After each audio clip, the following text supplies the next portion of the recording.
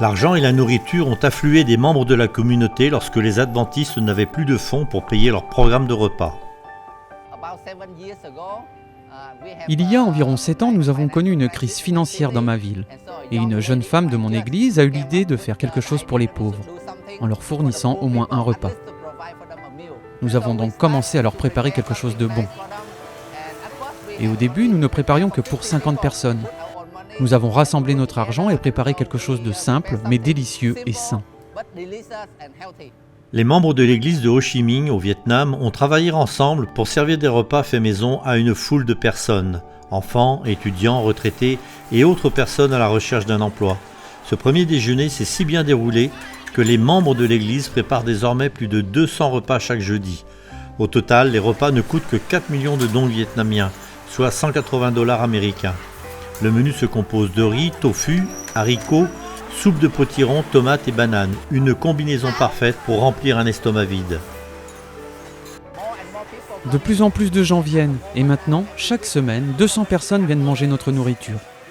Parfois, nous pensons même que nous devrions arrêter, parce que si nous n'avons pas assez de fonds, nous aurons un gros problème. Maintenir ce projet a été une tâche difficile, car il invite une foule croissante. Les membres de l'église y voient un moyen de faire un simple geste de gentillesse envers les habitants de cette immense ville. Ce programme a obtenu la reconnaissance et le soutien financier de la communauté. Des dirigeants locaux, d'autres religions du monde et même des magasins locaux et des particuliers se sont joints au projet pour en assurer la continuité. Certains d'entre nous vendent des légumes au marché.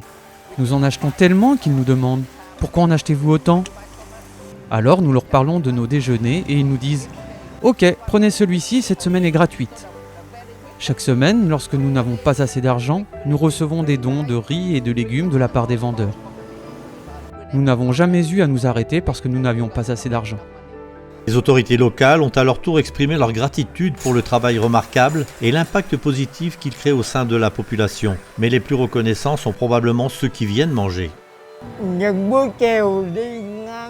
Je suis passé devant ce bâtiment un après-midi et j'ai vu cette publicité pour le programme de repas de charité. C'est ce qui m'a amené à venir ici. Grâce à ce programme, je sens que Dieu m'aime, que Dieu prend soin de moi.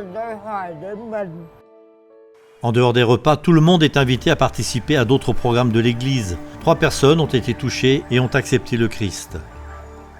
N'attendez pas d'avoir réuni tous les fonds. N'attendez pas d'avoir toutes les facilités. Faites tout ce que vous pouvez avec les moyens dont vous disposez. Pensez à quelque chose qui est à votre portée. Vous pouvez tous faire quelque chose. Et en fait, il y a tant de programmes que vous pouvez réaliser sans argent. Choisissez donc ce qui est à votre portée. Et puis, je suis sûr que lorsque vous le ferez, Dieu vous bénira et que des soutiens extérieurs se manifesteront. Il y a encore beaucoup de choses à faire au Vietnam et nous voudrions que vous participiez à ce grand travail par la prière. Merci de prier pour notre Église au Vietnam et pour ce merveilleux projet. Puissent les membres de cette Église continuer à servir la population du Vietnam afin qu'ils en découvrent davantage sur la Sainte Espérance.